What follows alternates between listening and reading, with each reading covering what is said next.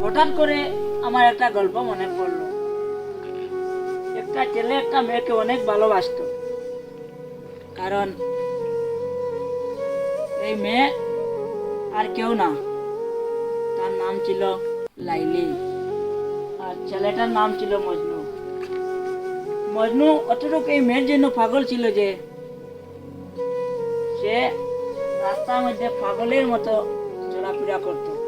কিন্তু এই লাইলি কি করছে, তার মা বাবার কথা শুনে এই মজনুকে ছেড়ে দিল। কিন্তু এই কথাটা বোঝা গেল, ছেলেরার প্রেম যেটা, ভালোবাসা যেটা, এটা সত্যি থাকে।